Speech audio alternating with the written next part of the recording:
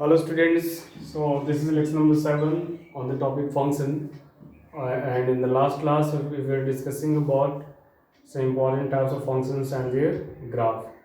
तो last class में जो हम लोग डिस्कस कर रहे थे, जैसे ग्रेटेस्ट इंटीजर फंक्शन लास्टली हम लोग डिस्कस कर रहे थे, उसी को हम लोग आज कंटिन्यू करेंगे। तो ग्रेटेस्ट इंटीजर फंक्शंस का जैसे कि हम लोग ग्राफ देखे थे, उसमें जो डोमेन होगा, डोमेन क्या था, होल रियल नंबर था, और चूंकि जो F X is equal to box X है, F X is equal to box X, इसका वैल्यू हमेशा क्या आएगा, इसका वैल्यू हमेशा इंटीजर आएगा। तो बोले थे कि जो y का वैल्यू है, the value of y is always integer, और y जहाँ से जहाँ तक वेरी करेगा उसको रेंज बोलेंगे। तो यहाँ पे जो रेंज होगा वो रेंज क्या था, रेंज जो होगा आपका सेट ऑफ इंटीजर्स होगा। ठीक है, सेट ऑफ इंटीजर्स मतलब उसको लिख सकते हैं डॉट डॉट -2 -1 0 1 2 3 डॉट डॉट, इस तरह से आप रेंज लिख सकते हैं।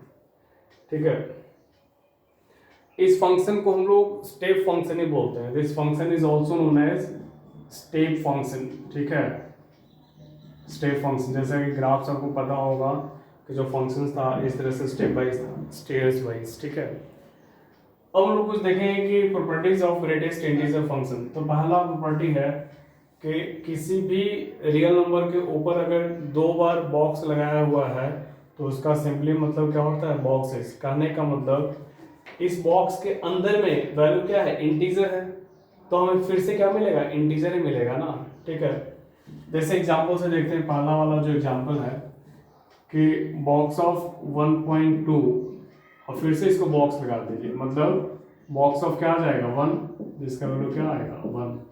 तो बॉक्स ऑफ 1.2 का वैल्यू 1, और डबल बॉक्स है, ट्रिपल बॉक्स है, कितना भी बॉक्स लगा दीजिएगा उसका वैल्यू हमेशा 1 ही आएगा। और दूसरा जो है कि जो बॉक्सेस का वैल्यू होगा वो x-1 से बड़ा होगा और x से छोटा या बराबर होगा। तो जैसे कि आप हम लोग देखें कि लास्ट क्लास में बहुत सारे एग्जांपल्स हम लोगों ने देखा, जैसे x का वैल्यू है 1.2। ठीक है, x का वैल्यू 1.2 है, तो बॉक्सेस का वैल्यू क्या है 1 है। ठीक है, बॉक्सेस का वैल्यू 1 है, जो कि इससे x-1 से बड़ा है कि नहीं, लेकिन x से क्या है, छोटा है। x क्या है, 1.2 है। ठीक है, तो ऑब्वियस सी बात है कि जो इस x का वैल्यू है वो 1 से बड़ा है लेकिन 1.2 से छोटा है। ठीक है, 1 मतलब 0.2 से बड़ा है लेकिन 1.2 से छोटा है। तो x-1 से बड़ा, x-1 मतलब 0.2 से बड़ा, लेकिन x से छोटा मतलब 1.2 से छोटा। बराबर कब होगा, तो बराबर जैसे हम लेते हैं x = 5, x = 5, तो बॉक्सेस का वैल्यू क्या आएगा 5 आएगा, जो कि बॉक्सेस का वैल्यू 5 के बराबर, x के बराबर आ जाएगा। ठीक है, तो कह सकते हैं कि बॉक्सेस = x जब x क्या होगा, इंटीजर होगा। इसको एक और प्रॉपर्टीज में ऐड भी कर सकते हैं। इसको पहले लिख लीजिएगा, पांचवा प्रॉपर्टी की बॉक्सेस का वैल्यू x होगा। कब, जब x हमेशा क्या हो, इंटीजर। जब इंटीजर होगा जो भी हम रखेंगे आउटपुट हमारा वही आएगा। जैसे बॉक्स 2 का वैल्यू कितना आएगा, 2 आएगा। बॉक्स 1 का वैल्यू क्या आएगा, 1 आएगा। ठीक है, तो तीसरा है कि box x plus box of -x, इसका वैल्यू क्या आएगा, 0 आएगा। कब, जब x इंटीजर हो।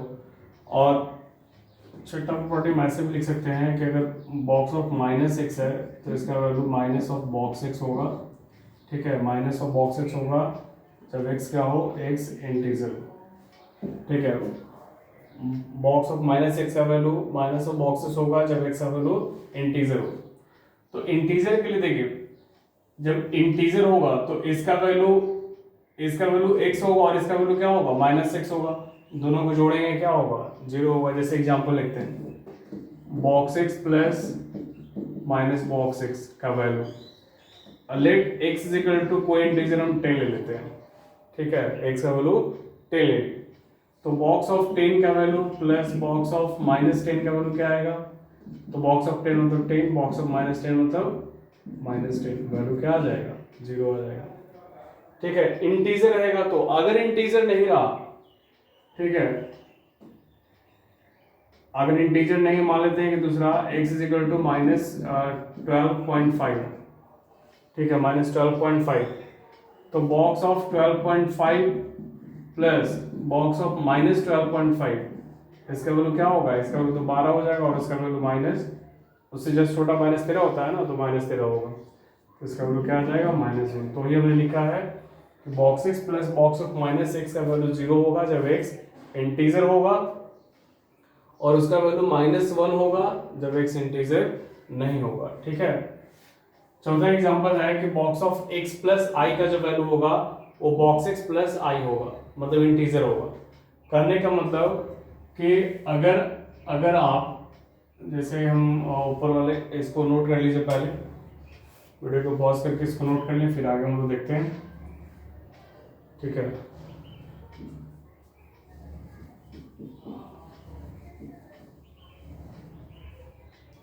देखिए हम इस एग्जांपल को यहाँ पे समझा रहे हैं, इस प्रॉपर्टीज को। जैसे हम लिखते हैं बॉक्स ऑफ 10.2 प्लस 5, तो इसको हम लिख सकते हैं बॉक्स ऑफ 10.2 प्लस 5, ठीक है। बॉक्स ऑफ 10 का वैल्यू क्या है, 10 प्लस 5 15। कैसे देख लीजिए, 10 प्लस 5 15 पॉइंट समथिंग, ये क्या हो जाएगा, 15.2 हो जाएगा ना, ऐसे 15.2 हो जाएगा। इसको अगर ग्रेटेस्ट इंटीजर फंक्शन वैल्यू लगाएंगे तो वैल्यू क्या आ जाएगा, 15 आ जाएगा, ठीक है। तो ये रहा properties of greatest integer function. यहाँ पे एक छोटा सा क्वेश्चन मैंने दिया है कि बॉक्स एक्स का square minus 5 box X plus 6 equal to 0, then we have to find the value of X. Video को पॉज करके नोट कर लें, फिर आगे हम लोग बढ़ते हैं।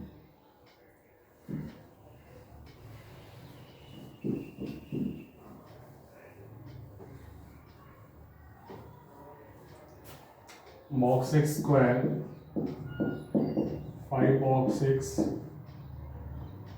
प्लस 6 इक्वल टू 0, ठीक है। अब हम लोग को इसको सॉल्व करना है, that means we have to find its value, we have to find the value of X. तो सबसे पहले हम लोग बॉक्स एक्स को कुछ मान लें, टी वगैरह, बॉक्स एक्स को हम लोग टी मान लें, ठीक है।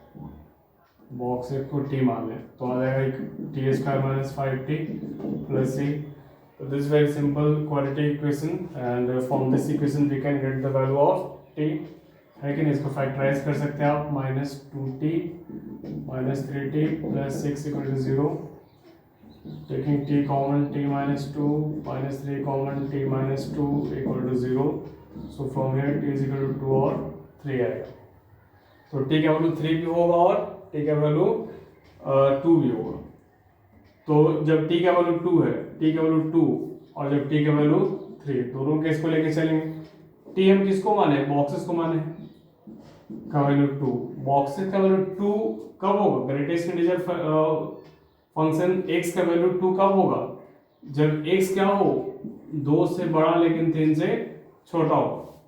यहाँ पे ग्रेटेस्ट इंटीजर फंक्शन का वैल्यू 3 कब होगा, जब x का वैल्यू 3 से बड़ा है बराबर 4 से छोटा हो। दोनों की यूनियन कर दीजिए, ठीक है, दोनों को यूनियन कर दीजिए। तो दोनों को यूनियन करेंगे तो क्या आ जाएगा, x बिलोंग्स टू 2 to 4, यही आपका 4 का ओपन इंटरवल होगा, आंसर होगा, ठीक है। कोई दिक्कत इसमें नहीं होना चाहिए। इरेज करें,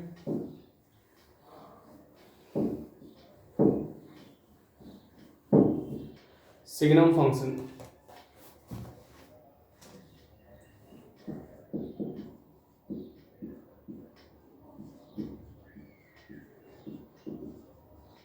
सिग्नम फंक्शन, तो सिग्नम फंक्शन लोग किसको बोलते हैं, तो अगर कोई फंक्शन है f(x) इज इक्वल टू 1 जब x ग्रेटर देन 0, 0 जब x इक्वल टू 0, -1 जब x लेस देन, इफ लिखते हैं सब में x लेस देन 0, ठीक है। तो सबसे पहले देखिए कि इसका ग्राफ कैसे होगा। तो अगर इसका हम लोग ग्राफ ड्रॉ करें, f(x) मतलब फिर से हम बोल रहे हैं कि f(x) मतलब y ही समझना है आपको, ठीक है। इसको अगर ग्राफ ड्रॉ करेंगे तो इधर x और इधर y, x dash y dash 0, ठीक है। तो यहाँ 1 हो जाएगा, 0 1 यहाँ पे होगा, और यहाँ पे क्या होगा 0 और -1 होगा। तो fx का वैल्यू 1 कब होगा, fx का वैल्यू 1 कब होगा, जब x कोई भी पॉजिटिव रियल वैल्यूज हो। तो पॉजिटिव मतलब fx = 1 मतलब y = 1। यहाँ से कह सकते हैं कि y = क्या होगा 1, कब, जब x का वैल्यू 0 से बड़ा हो, और y का वैल्यू 0 होगा जब x = 0, y का वैल्यू -1 होगा जब x का वैल्यू नेगेटिव हो। यहाँ से हम सिंपली ये कंक्लूड कर सकते हैं। तो देखिए पॉजिटिव के लिए कौन सा ग्राफ होगा, y = 1। y = 1 ग्राफ क्या होता है, it is the graph of straight line. ये स्ट्रेट लाइन का ग्राफ होता है जो कि एक्स एक्सिस के पैरेलल होता है और एक्स एक्सिस से 1 यूनिट डिस्टेंस पे होगा। तो इसका ग्राफ कुछ इस तरह से होगा, ठीक है। x का वैल्यू 0 पे, x का वैल्यू 0 पे, y का वैल्यू क्या है 0 है। यहाँ पे देखिए, यहाँ पे आपका चूंकि x पे इक्वलिटी नहीं है इसलिए यहाँ पे ओपन सर्किल होगा, ठीक है। 0 पे वैल्यू क्या होगा, तो 0 पे वैल्यू 0 होगा, मतलब यहाँ पे ऐसे डॉट कर दिए सिर्फ 0। x < 0 के लिए क्या होगा, तो -1। x = -1 है, ग्राफ कैसा होगा, नीचे आपका ग्राफ ऐसे आ जाएगा।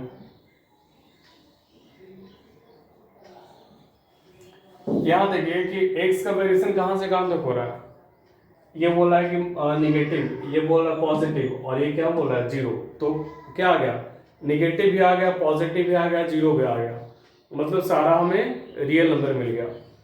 तो अगर इसके डोमेन की बात करें तो डोमेन इससे क्या आ जाएगा, होल रियल नंबर आ जाएगा। और रेंज की बात करें तो रेंज क्या होगा, रेंज बोले थे कि y का वेरिएशन जहां से जहां तक होगा उसको हम लोग रेंज बोलेंगे। तो y का वेरिएशन तो नहीं, y का वैल्यू एक -1 आ रहा है, एक 0 आ रहा है और एक 1 आ रहा है।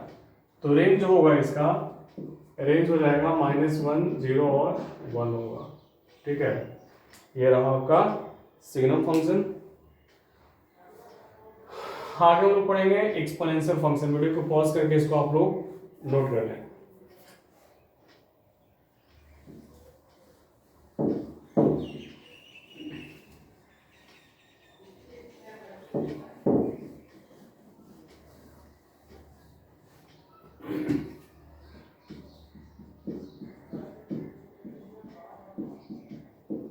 एक्सपोनेंशियल फंक्शन,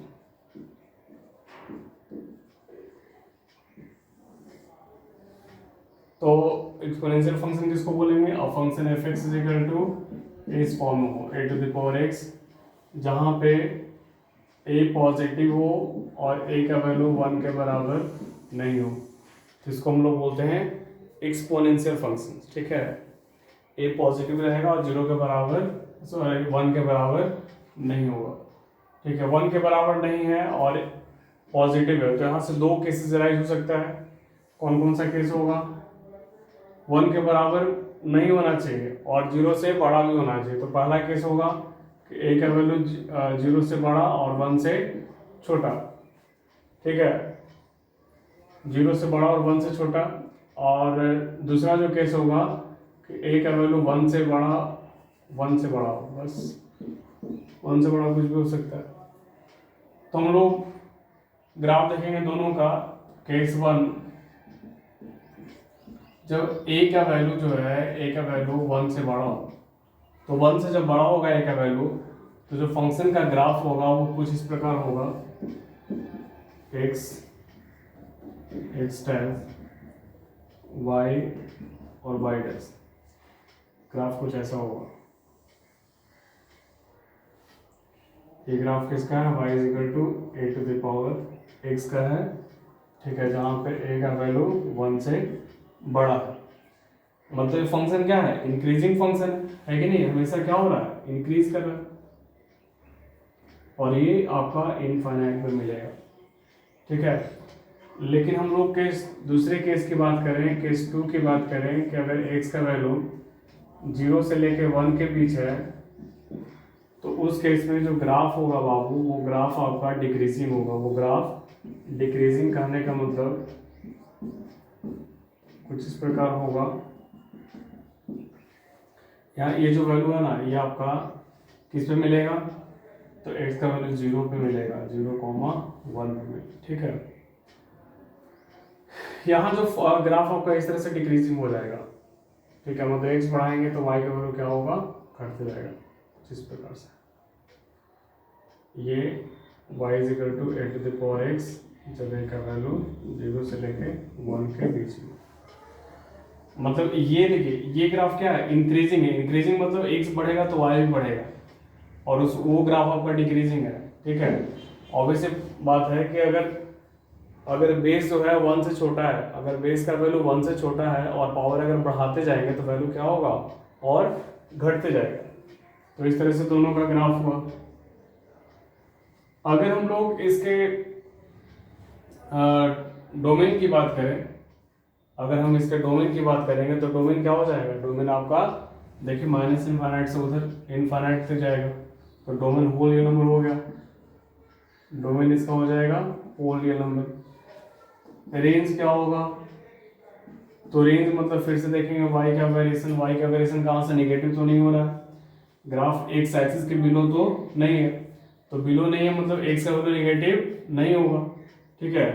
तो x का वैल्यू क्या होगा, 0 से बड़ा होगा, ठीक है, x का वैल्यू 0 से बड़ा होगा, और ज़्यादा ज़्यादा क्या हो सकता है, ज़्यादा ज़्यादा इनफाइनाइट हो सकता है, ठीक है। दोनों केस में आपका वही होगा, 0 से लेके इनफाइनाइट। ये रहा आपका एक्सपोनेंशियल फंक्शन, ठीक है। आगे हम लोग देखेंगे अगले टाइप्स ऑफ फंक्शंस के बारे में।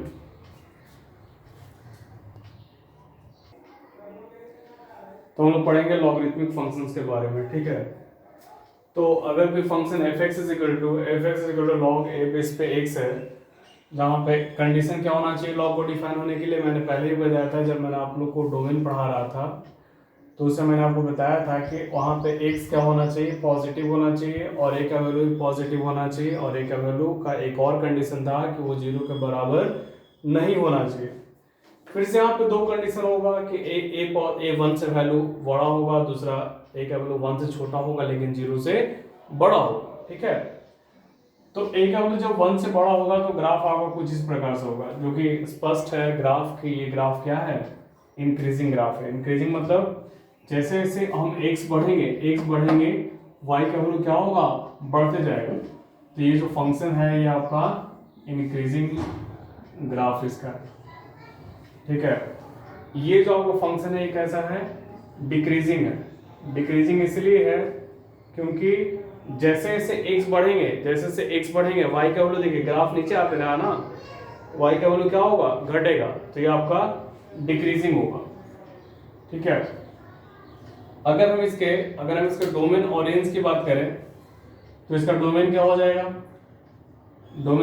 इसका डोमेन देखिए x का वेरिएशन कहां से कहां तक है, पॉजिटिव के लिए ही ना है, x का वेरिएशन क्या है, पॉजिटिव के लिए, तो डोमेन इसका पॉजिटिव हो जाएगा, पॉजिटिव रियल नंबर। लेकिन रेंज क्या हो जाएगा, रेंज का वेरिएशन तो माइनस इनफाइनाइट से इनफाइनाइट कुछ भी हो सकता है, देखिए माइनस इनफाइनाइट से इनफाइनाइट कुछ भी हो सकता है। तो रेंज आपका होल रियल नंबर होगा, लेकिन डोमेन क्या होगा, डोमेन इसका पॉजिटिव रियल नंबर होगा, r+ होगा, या कह सकते हैं कि 0 से लेके इनफाइनाइट, 0 पे ओपन इंटरवल होगा, 0 से लेके इनफाइनाइट दोनों पे ओपन इंटरवल होगा। लेकिन रेंज क्या होगा, तो रेंज आपका हो जाएगा माइनस इनफाइनाइट से लेके इनफाइनाइट तक, क्या हम कह सकते हैं कि होल रियल नंबर होगा, ठीक है। तो वीडियो को पॉज करके आप लोग नोट कर लें।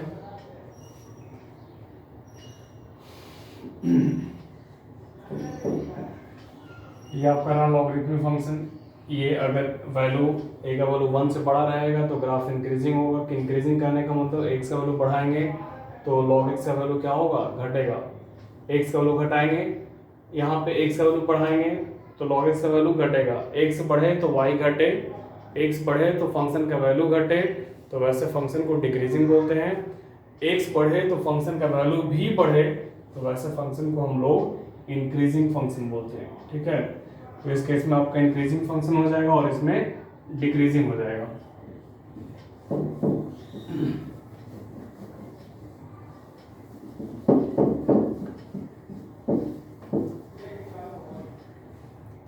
तो हम लोग देखेंगे रेसिप्रोकल फंक्शन। रेसिप्रोकल फंक्शन, ठीक है। रेसिप्रोकल फंक्शन नाम से क्लियर है, एफ एक्स इक्वल टू क्या होगा, 1/x होगा। F X equal to 1/x जो होगा ये क्या होगा, रेसिप्रोकल फंक्शन होगा, ठीक है। एफ एक्स मतलब y इक्वल टू 1/x, तो एक्स वाई क्या होगा, 1 होगा। एक्स वाई 1 मतलब पॉजिटिव, एक्स वाई 1 मतलब पॉजिटिव पॉजिटिव, यहाँ पे क्या हो सकता है, x पॉजिटिव हो सकता है, y पॉजिटिव हो सकता है, और दोनों क्या हो सकता है, नेगेटिव हो सकता है। तो इसका जब हम लोग ग्राफ बनाएंगे तो ग्राफ वैसे क्वाड्रेंट में होगा जहाँ पे या तो दोनों पॉजिटिव हो, x भी पॉजिटिव हो, y भी पॉजिटिव हो, या x नेगेटिव हो और y नेगेटिव हो। तो देखिए इसका ग्राफ कैसे होगा।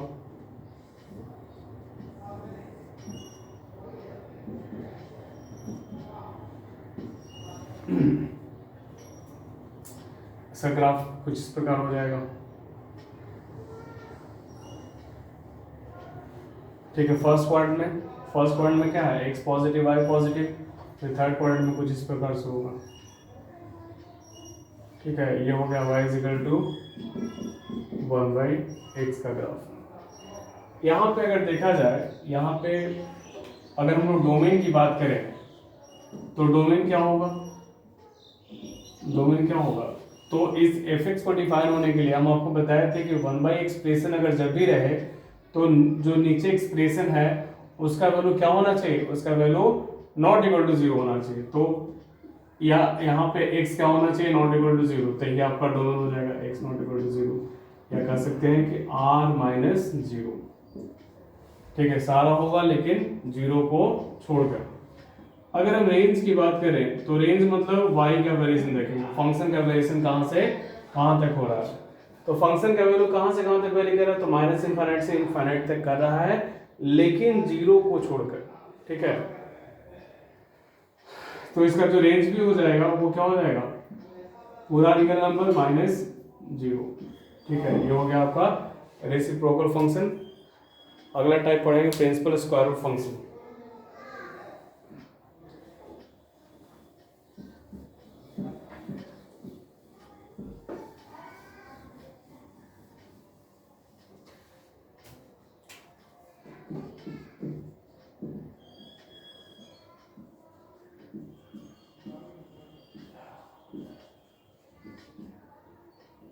स्क्वायर रूट फंक्शन,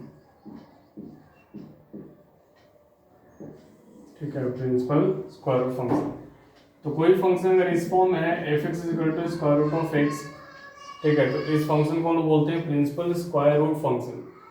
इस एफ एक्स का वैल्यू क्या होगा, हमेशा पॉजिटिव होगा, क्योंकि रूट के पहले से हम लोग क्या समझेंगे, पॉजिटिव ही समझेंगे, इसलिए इसका एक और नाम है non negative square root function. Principal square root function को हम लोग बोलते हैं non negative square root function, ठीक है। इसको हम लोग ये भी बोलते हैं इसलिए क्योंकि जो एफ एक्स का वैल्यू होगा वो नेगेटिव नहीं होगा, ठीक है। एफ एक्स फिर से आपको बता रहे हैं क्या है, y है, मतलब y equal to root X का ग्राफ आपको ड्रॉ करना है। तो y equal to root X मतलब y स्क्वायर इज इक्वल टू x, ठीक है। y स्क्वायर इज इक्वल टू x किसका ग्राफ है, this the graph of parabola, जो कि आप 11th में पढ़े होंगे। तो ग्राफ कैसा हो जाएगा, कुछ इस प्रकार होगा। लेकिन चूंकि एफ एक्स का वैल्यू, ये प्रिंसिपल स्क्वायर रूट फंक्शन है, इसका वैल्यू पॉजिटिव होगा, तो नीचे वाला ग्राफ नहीं हो जाएगा, सिर्फ ऊपर वाला हो जाएगा, ठीक है। y is equal to root X का ग्राफ ये हो जाएगा, y is equal to root X का ये, या F X is equal to root X का ये,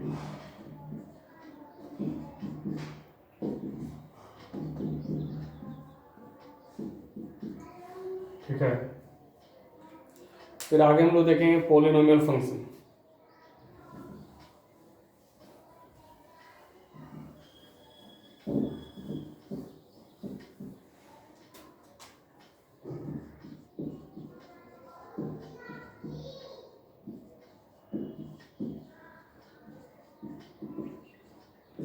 तो पोलिनोमियल आप लोग पहले भी जूनियर क्लासेस में पढ़े होंगे कि पोलिनोमियल किस फॉर्म में होता है, वो इस फॉर्म में होता है a0 plus a1x plus a2x square plus a3 x cube plus dot dot n x to the power n, जहाँ पे n क्या होगा, where n is non negative integer होगा।